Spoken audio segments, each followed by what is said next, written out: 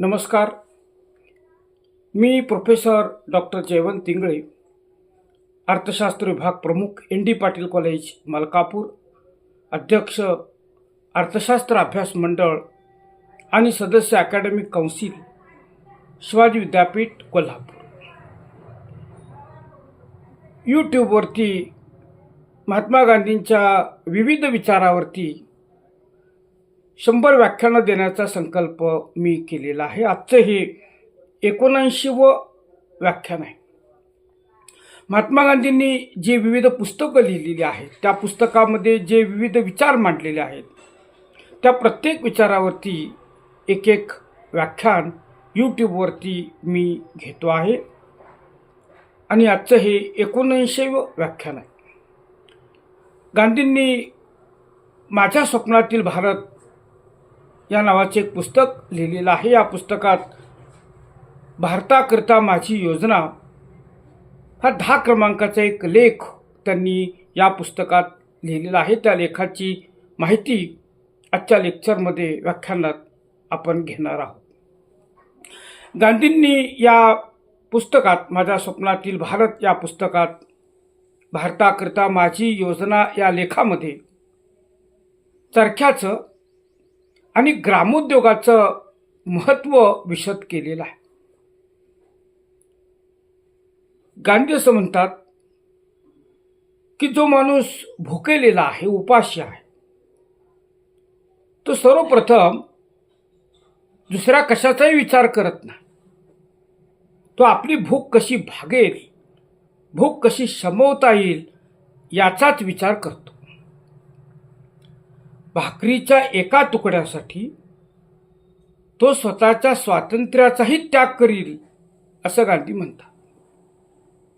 म्हणजे गांधींना असं म्हणायचं आहे की भुकेला माणूस, उपाशी माणूस अन्नासाठी, भाकरीच्या एका तुकड्यासाठी गुलामसुद्धा व्हायला तयार होईल. आणि म्हणून अशा उपाशी भुकेल्या माणसाला स्वातंत्र्याचा अर्थ कळणार नाही, स्वातंत्र्याचं महत्त्व कळणार नाही असं गांधींना म्हणायचं आहे. गांधी असं म्हणतात, भारतात लाखो लोक असे आहेत की त्यांच्या लेखी, त्यांच्या दृष्टीनं स्वातंत्र्य, ईश्वर यासारख्या शब्दांना काहीच अर्थ नाही. गांधींच्या काळात म्हणजे पारतंत्र्यामध्ये ब्रिटिश राजवटीत भारताला स्वातंत्र्य मिळालं पाहिजे यासाठी गांधी, नेहरू, पटेल सर्वजण झटत होते. पण जनतेचा अपेक्षित प्रतिसाद मिळत नव्हता आणि गांधींनी संपूर्ण हिंदुस्थान फिरून पाहिलेला होता आणि त्यांच्या लक्षात आलेलं होतं की हिंदुस्थानामध्ये गरिबी, उपासमार मोठ्या प्रमाणात आहे आणि असे हे उपाशी गरीब लोक स्वातंत्र्यासाठी प्रयत्न करणार नाहीत. कारण त्यांचा प्रश्न हा भुकेचा प्रश्न आहे. त्यांची भूकच भागत नाही, त्यांना खायला अन्न मिळत नाही, ते उपाशी आहेत. आणि त्यामुळे अशा लोकांना स्वातंत्र्य, ईश्वर या शब्दाचा अर्थच कळणार नाही असं गांधी म्हणतात. गांधी असं म्हणतात, अशा गरीब, भुकेल्या, उपाशी लोकांच्या मनामध्ये स्वराज्य प्राप्तीबद्दल, स्वातंत्र्य प्राप्तीबद्दल उत्सुकता निर्माण करायची असेल तर त्यांना घर बसल्या करता येईल असं पोटापुरतं काम मिळालं पाहिजे. म्हणजे उपाशी लोक, भुकेले लोक स्वातंत्र्यासाठी काहीच करणार नाहीत. अन्नाच्या किंवा भाकरीच्या एका तुकड्यासाठी ते स्वतःला गुलाम करतील. त्यामुळं भारताला गुलामीतून, पारतंत्र्यातून सोडवणं हे सोपं नाही. त्यासाठी सर्वप्रथम ह्या उपाशी गरीब लोकांची भूक भागली पाहिजे आणि त्यांना घर बसल्या काहीतरी काम मिळवून दिलं पाहिजे. म्हणजे त्यांची भूक भागेल आणि ते स्वातंत्र्य मिळवण्याकरता तयार होतील, आपल्या हक्काला ओ देतील, असं गांधींना या ठिकाणी म्हणायचं आहे. गांधींनी त्यावरती एक उपाय सांगितलेला आहे. गांधी असं म्हणतात की कताई आणि विणाई, विणकाम असेल, सुताची कताई असेल, या उद्योगाचं, ग्रामोद्योगांचं पुनरुज्जीवन झालं पाहिजे. कताईमुळं, विणकामामुळं, चरख्याच्या वापरामुळं आणि अशा प्रकारच्या ग्रामोद्योगामुळं भारताची आर्थिक आणि नैतिक परिस्थिती सुधारेल, असा विश्वास गांधींनी माझ्या स्वप्नातील भारत या पुस्तकात त्या काळी व्यक्त केलेला होता. कारण ब्रिटिश राजवटीत भारताची आर्थिक परिस्थिती अत्यंत डबघाईला आलेली होती. देशातील लाखो करोडो लोक अतिशय गरीब होते, विपन्नावस्थेत जगत होते. उपासमारीचा प्रश्न त्यांच्यासमोर फार मोठा होता आणि असे उपाशी, गरीब, त्यांना एक वेळही पोटभर अन्न खायला मिळत नाही, असे लोक भारताच्या स्वातंत्र्यासाठी काहीच करणार नाहीत याची गांधींना कल्पना होती. कारण गांधींनी संपूर्ण हिंदुस्थान फिरून पाहिलेला होता आणि म्हणून अशा लोकांचं सहकार्य घ्यायचं असेल भारताला स्वातंत्र्य मिळवण्यासाठी, तर सर्वप्रथम या लोकांचा पोटाचा प्रश्न सोडवला पाहिजे असं गांधींना वाटत होतं. आणि म्हणून गांधींनी असं म्हटलेलं आहे की जे उद्योग लुप्त पावले ब्रिटिशांच्या काळात, ज्या उद्योगांचा ऱ्हास झाला, ग्रामोद्योगांचा, मग कताई असेल, विणाई असेल म्हणजे विणकाम असेल, सूत कताई असेल, अशा प्रकारच्या उद्योगांचं पुनरुज्जीवन झालं पाहिजे. आणि असं जर झालं, हे उद्योग पुन्हा सुरू झाले खेड्यापाड्यात, घराघरात, तर भारताची आर्थिक आणि नैतिक परिस्थिती सुधारेल असं गांधी म्हणतात. गांधींनी शेतीला जोडधंदा आवश्यक आहे असं या पुस्तकात म्हटलेलं आहे. गांधींचा हा विचार आजही अत्यंत उपयुक्त आहे. त्या काळातही भारतीय शेतकऱ्यांची परिस्थिती अत्यंत वाईट होती. शेतीची, शेतकऱ्यांची अवस्था अत्यंत दयनीय होती आणि म्हणून गांधींनी शेतीचा, शेतकऱ्यांचा देशभर फिरून अभ्यास केल्यानंतर असं मत मांडलं की शेतीला जोडधंद्याची गरज आहे. त्यांचा हा विचार आजही अत्यंत उपयुक्त आहे. कारण आजही अनेक शेतकऱ्यांची परिस्थिती अत्यंत डबघाईला आलेली आहे. गांधी असं म्हणतात की लोकांना उपासमारीपासून वाचवायचं असेल तर गावोगावी, प्रत्येक गावात कताई आणि विणाई सुरू केली पाहिजे. विणकाम किंवा सूत कातणं अशा प्रकारचे जे उद्योग आहेत, ग्रामोद्योग, हे प्रत्येक गावात, प्रत्येक खेड्यात सुरू केले पाहिजेत. म्हणजे लोकांना काम मिळेल, पोटभर अन्न मिळेल, त्यांचा उपासमारीचा प्रश्न सुटेल आणि मग त्यांना भारताच्या स्वातंत्र्याकरिता त्यांना आपल्याला सोबत घेऊन जाता येईल असं गांधींना या ठिकाणी म्हणायचं आहे. गांधींनी चरखा हा केंद्रबिंदू कसा ठरतो याविषयी या लेखामध्ये माहिती दिलेली आहे. चरखा की ज्या चरख्यावरती विणकाम केलं जातं किंवा सूत काढलं जातं, चरख्यावरती प्रामुख्यानं सूत काढलं जातं आणि त्या काळात घरोघरी चरखा हा प्रत्येकाच्या घरात होता. पण नंतर या ग्रामोद्योगाचा ऱ्हास झाला आणि त्यामुळं भारतीय खेड्यांची दुरावस्था झाली असं गांधींनी लक्षात आणून दिलेलं आहे.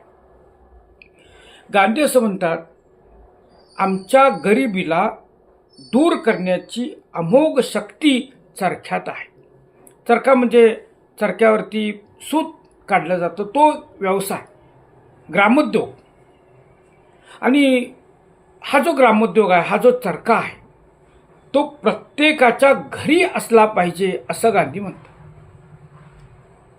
तो पूर्वी होता, पण ब्रिटिशांच्या आगमनामुळं भारतामध्ये मोठमोठ्या यंत्रावरती उत्पादन होऊ लागलं, ते देशभर विकलं गेलं. खेड्यातही त्या वस्तू, यंत्रावरच्या वस्तू विकल्या जाऊ लागल्या आणि त्यामुळं ग्रामोद्योग, कताई असेल, विणकाम असेल, हे बंद पडले. चरखा बंद पडला की जो चरखा घरोघरी होता आणि देशातली लाखो खेडी स्वयंपूर्ण होती, स्वावलंबी होती, तो चरखा ब्रिटिशांच्या आगमनामुळं बंद पडला. आणि म्हणून गांधी असं म्हणतात की लोकांची उपासमार थांबवायची असेल तर घरोघरी चरखा असला पाहिजे. चरखा हे केवळ उत्पन्नाचं, गरिबी निर्मूलनाचं साधन नाही असं गांधींना वाटत होतं. गांधी असं म्हणतात की चरखा हे राष्ट्राच्या समृद्धीचं आणि म्हणून स्वातंत्र्याचंही प्रतीक आहे. भारताच्या स्वातंत्र्याचं प्रतीक म्हणून महात्मा गांधी चरख्याकडं किंवा चरखा या ग्रामोद्योगाकडं पाहतात. ग्रामोद्योग, खेड्यातले जे उद्योग आहेत त्यापैकी चरखा किंवा चरख्यावरती सूत कातणं हा एक अत्यंत महत्त्वाचा ग्रामोद्योग आहे. आणि गांधी त्याकडं केवळ एक उद्योग म्हणून पाहत नाही, उत्पन्नाचं साधन म्हणून पाहत नाही, गरिबी निर्मूलनाचं साधन म्हणून पाहत नाही, तर ते असं म्हणतात की चरखा हे भारताच्या स्वातंत्र्याचं प्रतीक आहे, राष्ट्राच्या समृद्धीचं प्रतीक आहे. गांधी असं म्हणतात की चरखा हे व्यापारी युद्धाचं, चढाओढीचं प्रतीक नाही, व्यापार क्षेत्रात शांती निर्माण करण्याचं प्रतीक आहे. गांधी पुढं असं म्हणतात की चरखा सद्भावना आणि स्वावलंबनाचा प्रतिनिधी आहे. चरख्याचा वापर केल्यामुळं, म्हणजे घरोघरी चरख्याचा वापर करून चरख्यावरती सूत कातल्यामुळं देश, लोक स्वावलंबी होऊ शकतात आणि सद्भावना निर्माण होते असा विश्वास गांधींना होता. गांधी असं म्हणतात की घरोघरी जसं अन्न शिजवतात त्याप्रमाणे सूत काढलं पाहिजे, प्रत्येक घरात सूत काढलं पाहिजे असं गांधी म्हणतात. गांधी असं म्हणतात की मी आयुष्यात इतके प्रमाद केले आहेत, इतक्या चुका केल्या आहेत की भावी पिढ्या, भारतातील भावी पिढ्या माझ्या नावानं बोटं मोडण्याची शक्यता आहे, पण मी चरख्याची सूचना केल्यामुळं भावी पिढ्या मला आशीर्वादच देतील असं गांधी म्हणतात. म्हणजे गांधी असं म्हणतात की मी काही चुका केल्या, लोक मला भविष्यात नावं ठेवतील, भावी पिढ्यासुद्धा नावं ठेवतील, पण त्यांना चरख्याबद्दल, या ग्रामोद्योगाबद्दल एवढा विश्वास होता की ते असं म्हणतात की मी जी चरख्याची सूचना केलेली आहे, चरखा वापरण्याची जी शिफारस केलेली आहे, त्याचे फायदे एवढे आहेत की त्यामुळं भावी पिढ्या मला आशीर्वादच देतील. गांधी असं म्हणतात की आपण, म्हणजे भारतीय लोकांनी, भारतानं चरख्याचा त्याग केला आणि त्यामुळंच भारत गुलाम बनला. भारत गुलाम का बनला त्याचे कारण गांधींनी सांगितलेलं आहे की भारतामध्ये खेड्यापाड्यामध्ये, घराघरामध्ये जो चरखा वापरला जात होता, जो ग्रामोद्योग होता, महत्त्वाचा ग्रामोद्योग होता, त्या उद्योगाचा आपण नाश केला आणि त्यामुळं भारत गुलाम बनला. गांधी असं म्हणतात की चरख्याचा वापर सुरू केला तरच आम्हाला खरं स्वातंत्र्य मिळेल.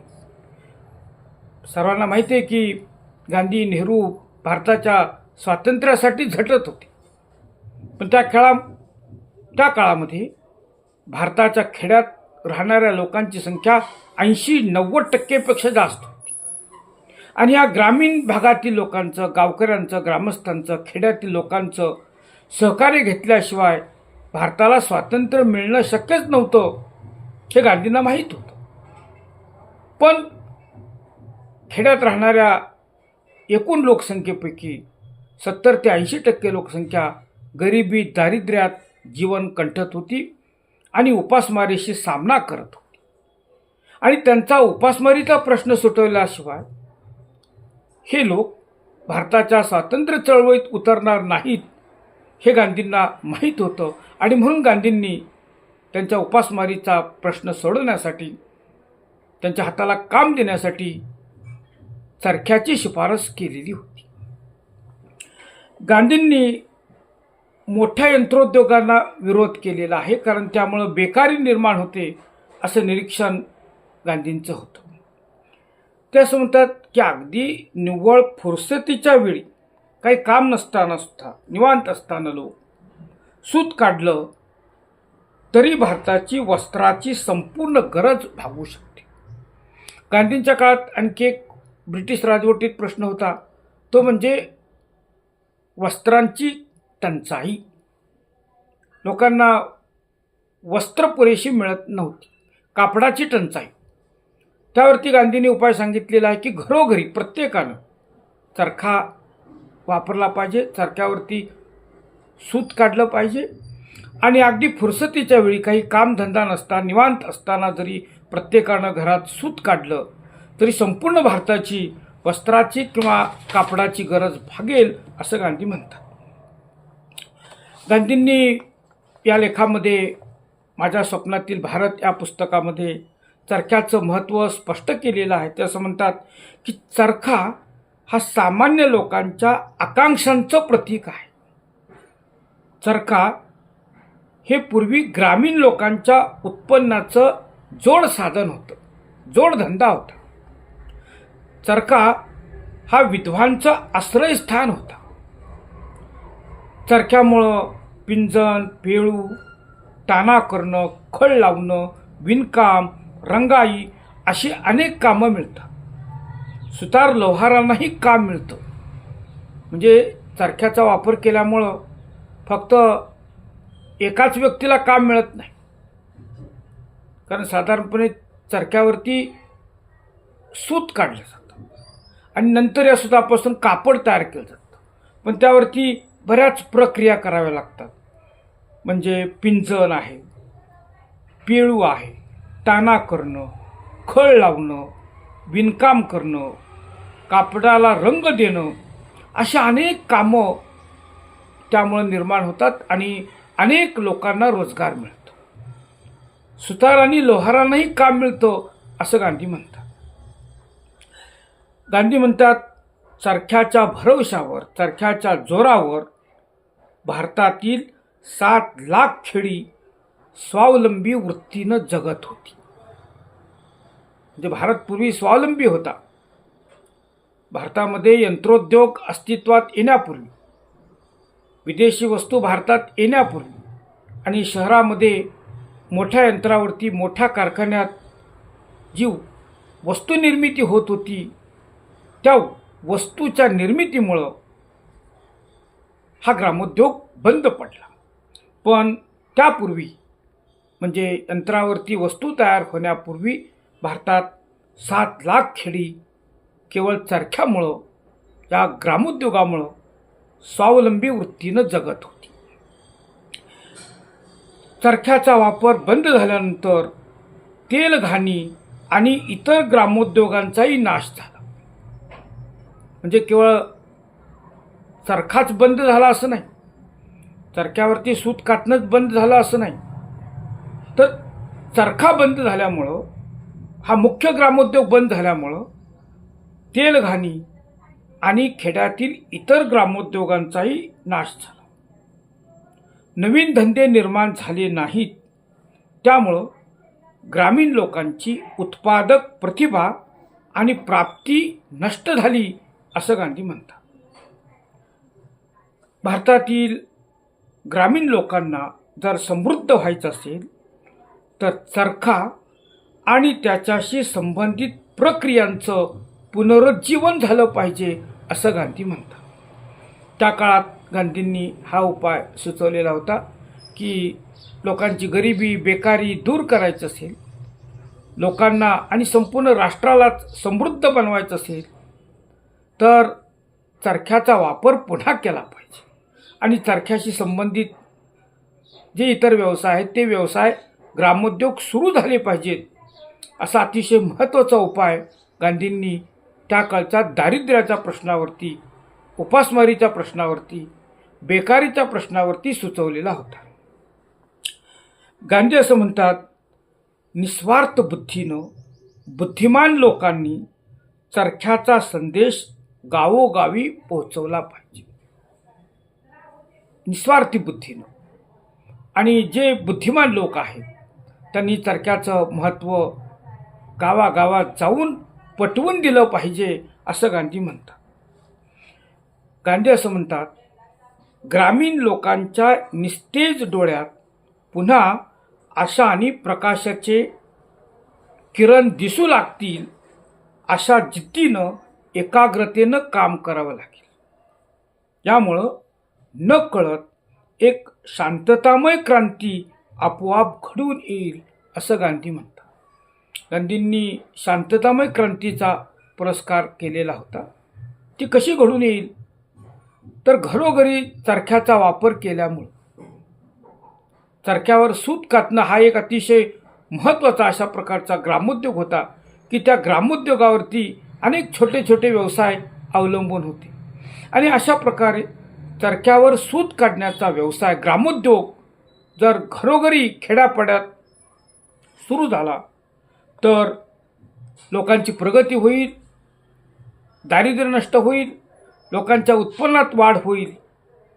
यालाच गांधी शांततामय क्रांती असं म्हणतात.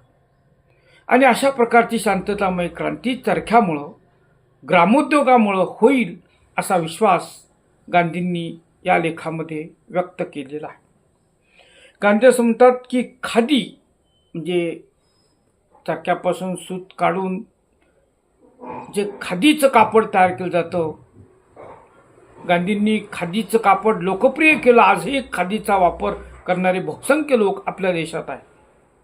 ते असं म्हणतात की खादी भारतीय जनतेच्या एकात्मतेचं, स्वातंत्र्याचं आणि समानतेचं प्रतीक आहे. म्हणजे खादीचा उपयोग केवळ लज्जारक्षणासाठी, अंग झाकण्यासाठी नाही. खादीचं महत्त्व गांधींनी वर्णन केलेलं आहे. खादी कापड किती महत्त्वाचं आहे. गांधी असं म्हणतात की ते भारतीय जनतेच्या स्वातंत्र्याचं, एकात्मतेचं आणि समानतेचं प्रतीक आहे. म्हणजे खादी हे जाडं भरडं कापड असतं. आता चांगल्या क्वालिटीची खादी तयार होते आहे. पण अशा प्रकारे गांधींच्या काळात फक्त एकाच प्रकारची खादी तयार होत होती साधारणपणे. आणि गरीब श्रीमंत सर्वच लोकांनी अशा प्रकारे खादी वापरली तर समानता दिसून येईल, भारतीय जनतेत एकात्मता दिसून येईल असं गांधी म्हणतात. आणि म्हणून भारतीय स्वातंत्र्याचा लढा लढणारे स्वातंत्र्य सैनिक हे त्या काळामध्ये खादीचे कपडे घालत होते. सगळे गरीब श्रीमंत सर्व प्रकारचे स्वातंत्र्य सैनिक खादीचे कपडे घालत होते. गांधी असं म्हणतात, खादी वृत्ती म्हणजे आपल्या गरजा स्वतः निर्माण करून त्याचं जागच्या जागी वाटप करणं. खादी कापड याला गांधींनी खादी वृत्ती असं म्हटलेलं आहे. आणि प्रत्येकानं अशा प्रकारे आपल्या गरजा स्वतः निर्माण करून त्याच ठिकाणी त्या गरजा त्याच गावात पूर्ण केल्या पाहिजे. आणि खादीचा शहरांना पुरवठा करायचा असेल तर अधिक उत्पादन करावं, खादीचं अधिक उत्पादन करावं असं गांधी म्हणतात. गांधी असं म्हणतात, आम्ही चरख्याचा, मुख्य ग्रामोद्योगाचा आणि त्याच्याशी संबंधित धंद्यांचा मागचा पुढचा विचार न करता निर्दयपणे नाश केला. तेव्हापासून आमच्या खेड्यांची बुद्धी आणि तेज नष्ट झालं आणि खेड्यातील लोकांची दशा उपाशी मरणाऱ्या गुरागत झाली. गांधींनी चरख्याचा किंवा हा जो मुख्य ग्रामोद्योग आहे आणि त्याच्याशी संबंधित इतर छोटे छोटे जे ग्रामोद्योग आहेत ते ग्रामोद्योग कोणी नष्ट केले हे सांगितलेलं. आपणच हे नष्ट केले. आणि त्यामुळं खेड्याची बुद्धी आणि तेज नष्ट झालं आणि खेड्यातील लोक उपाशी मरू लागले असं गांधी म्हणतात. ते असं म्हणतात की मी सूत काढत असताना माझ्या डोक्यात भारताच्या गरीब लोकांबद्दल विचार सुरू असतात. गांधी रोज सूत काढत असत. गांधींच्याकडे एक चरखा होता आणि त्या चरख्यावरती गांधी स्वतःला लागणारं जे कापड आहे त्यासाठी गांधी रोज चरख्यावरती स्वतः सूत कातत असत. आणि ते असं म्हणतात की मी रोज सूत कातत असताना चरख्यावरती बसलेलो असताना माझ्या डोक्यात भारताच्या गरीब लोकांबद्दलच विचार सुरू असतात. भुकेनं व्यथित आणि पोटाला भाकरी मिळावी एवढीच ज्यांची अपेक्षा आहे त्यांच्यासाठी त्यांचं पोटच ईश्वर आहे. जो या भुकेल्याला भाकरी देतो तोच त्या भुकेल्या माणसाच्या मते त्याचा मालक आणि परमेश्वर असतो. गांधी असं म्हणतात की ज्यांचा हातपाय शाबूत आहेत अशा धडधाकट लोकांना दान देऊ नये. अशा लोकांना दान दिल्यामुळं दाता आणि घेता, देणाऱ्याचं आणि घेणाऱ्याचं दोघांचंही पतन होतं. त्यांना फुकट काही देऊ नये. ज्यांचे हातपाय धड आहेत त्यांना धंद्याची गरज असते असं गांधी म्हणतात. त्यांचा हा विचार आजही अत्यंत महत्त्वाचा आहे. काही सेवाभावी संस्था किंवा काही घटक धडधाकट लोकांना सुद्धा मदत करतात, पण ते कसं चुकीचं आहे हा एक अत्यंत महत्त्वाचा विचार गांधींनी मांडलेला आहे. गांधी असं म्हणतात की भारतातील कोट्यावधी लोकांना देता येण्यासारखा कताईचाच उद्योग आहे, सूत कताई. गरिबांकरता जिथं शुद्ध प्रेम असेल तिथं ईश्वर असतो असं गांधी म्हणतात. चरख्याच्या सुताच्या प्रत्येक तंतूत मला ईश्वर दिसतो असं गांधी म्हणतात. गांधी म्हणतात की चरख्याशिवाय किंवा चरख्याच्या वापराशिवाय खेड्यांचं पुनर्निर्माण होणार नाही. चरख्यासारखे जे ग्रामोद्योग आहेत, ज्या ग्रामोद्योगांना संजीवनी दिली पाहिजे. गावांना किंवा खेड्यांना स्वयंपूर्ण बनवायचं असेल तर खेड्यात हाताने दळणं, काढणं, पाखडणं, साबण, कागद बनवणं, कातडी कमावणं, तेल घाणी इत्यादी सर्व उद्योग करावे लागतील असं गांधी म्हणतात. गांधींचा हा विचार आजही अत्यंत उपयुक्त आहे. आजही खेड्यात अशा प्रकारचे उद्योग सुरू केले तर खेड्यांचा विकास आणखी जलद होऊ शकतो. गांधी असं म्हणतात की शक्य त्यावेळी ग्रामीण वस्तूच घेत राहणं हा प्रत्येक व्यक्तीनं, भारतीयानं आपला धर्म मानला पाहिजे. म्हणजे खेड्यात, ग्रामीण भागात जे लोक वस्तू तयार करतात त्या खेड्यातल्या वस्तूंना, त्या वस्तूला गांधी ग्रामीण वस्तू असं म्हणतात. अशा वस्तू शहरातल्या लोकांनी, प्रत्येक भारतीयानं विकत घ्याव्यात आणि त्यामुळं खेड्यांचा विकास होईल असं गांधी म्हणतात. खेड्यातल्या वस्तूंना जर मागणी आली किंवा खेड्यातल्या वस्तूंना जर मागणी वाढली तर सर्व पुरवठा खेड्यातून होऊ शकेल असं गांधी म्हणतात. जे खेड्यांच्या प्रगतीसाठी गांधींनी उपाय सांगितलेला आहे तो उपाय म्हणजे खेड्यातील वस्तूंना, ग्रामीण वस्तूंना शहरातून सुद्धा मागणी आली पाहिजे. आणि ही जर मागणी वाढली तर खेड्यातील वस्तूंचं उत्पादन वाढेल आणि पुरवठा वाढेल असं गांधी म्हणतात.